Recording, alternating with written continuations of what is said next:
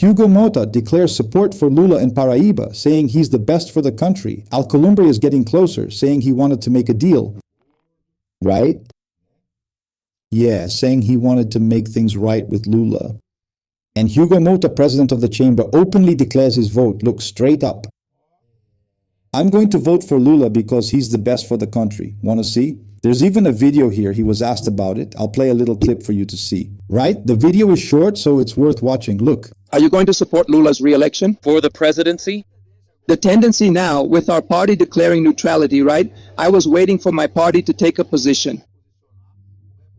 Republicanos at the national level declared a position of neutrality, meaning they are allowing the state branches and their members to support or ally with the national candidacy that they believe is the best candidacy for the country.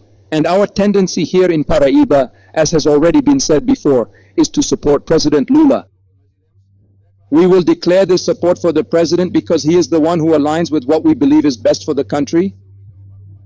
So I was waiting for the party's position so that I could publicly announce our stance. Our position is being revealed here firsthand in support of President Lula and his project. And that's it.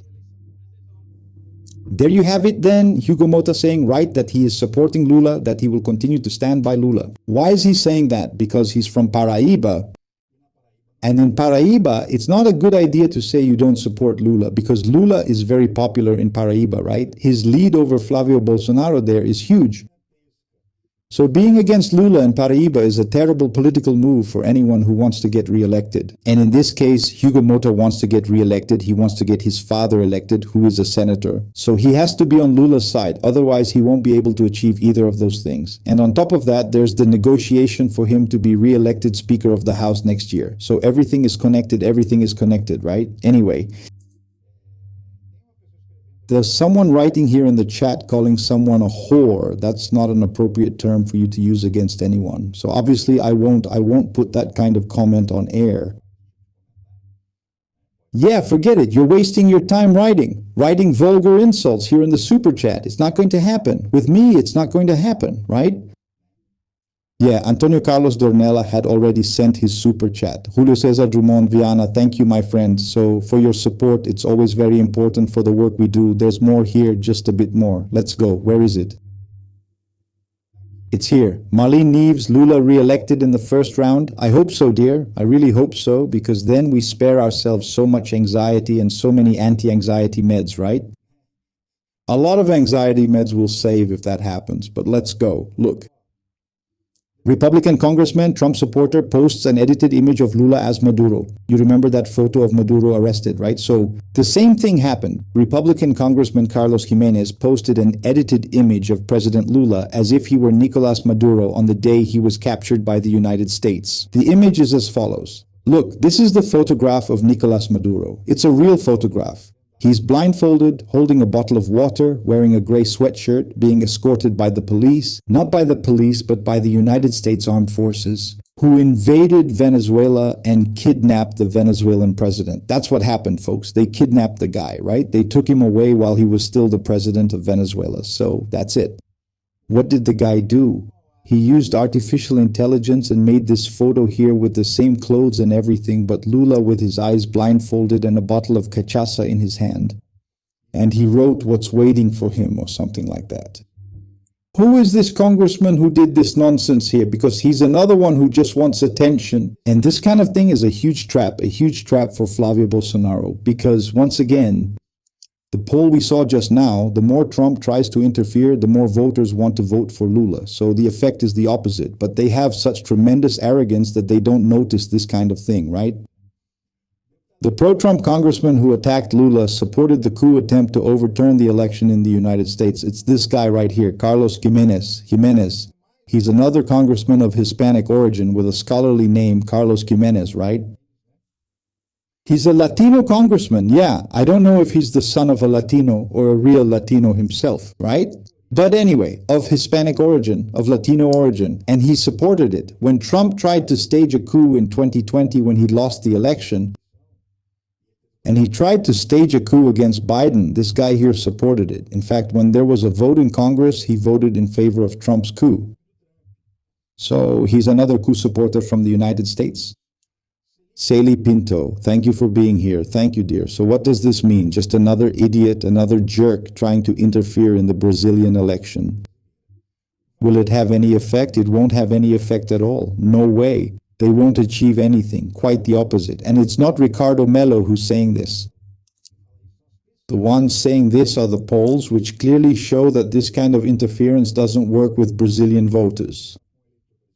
But anyway, Vorcaro really wants to cut a cooperation deal to see if he can get some relief. He saw how tough his situation is, but he can't, right? Why? Because what he's offering, what he's telling, the police already know. Actually, the police know more than what he's telling. So when he comes and tries, the police just say, no, that's not it. No, that's not it, buddy, because we know. We got your phone, we unlocked it. We read all your messages. We know it's a lot more than what you're saying.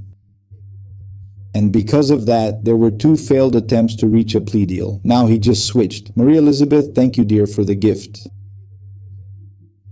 He just changed his lawyer to see if he can reach Andre Mendonça again. The lawyer even requested a meeting with Andre Mendonça to go there, talk, and ask, so, is there still a chance for a plea bargain? If my client changes, would you accept the plea deal proposal? That's how things are, right? And now if Vorcaro really decides to talk, but really say everything he knows, there's a chance this plea deal could go through. Here's the thing, if he talks, he's going to bring down a lot of people. Flávio Bolsonaro must be shaking right now, okay? He must still be shaking with fear about Daniel Vorcaro's plea bargain if it really happens. But it will only happen if he's really willing to reveal everything, to tell everything. Otherwise, it's not going to happen. He can forget about it because he'll stay in jail, serving his sentence just like he was before. Anyway, let's talk about the debate that happened yesterday. Flávio is holding off on confirming his debate appearance while waiting on Lula, according to the band director. First, before talking about yesterday's debate, right? What happened? Band changed the date of the debate to see if Lula would participate because there was, or there will be, the launch of Lula's campaign at Vila Euclides Stadium there in São Bernardo do Campo. Vila Euclides Stadium is the stadium where back in the 80s, at the time of the strikes, actually even before that, in the late 70s, Lula used to organize real rallies, you know, to call workers to go on strike, to protest, to take political action. So there are important historic photos of Lula in that stadium packed with people without a microphone. He would shout here and people would respond over there so everyone could hear. M. Palacio, thank you, my friend, for the gift, right? So he rescheduled it because it's a symbolic act. He rescheduled this campaign launch event at the Vila Euclides Stadium, and it was right on the date of the band debate. And then he already said, look, I can't go because I have an event and so on. What did band do? Band changed the date of the debate to try to make sure Lula would be there. Even so, Lula is saying, I don't know if I'll go or not. And look, if I had to bet some money here, I'd bet you that he won't go, at least not to this first one, right?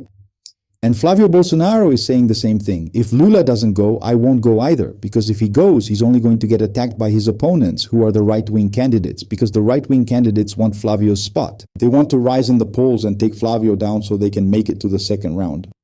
So Flávio Bolsonaro said, I'm going to become the main target for these guys. I'm not going. If Lula isn't there, I'm not going either. Right, so Flávio at this point is...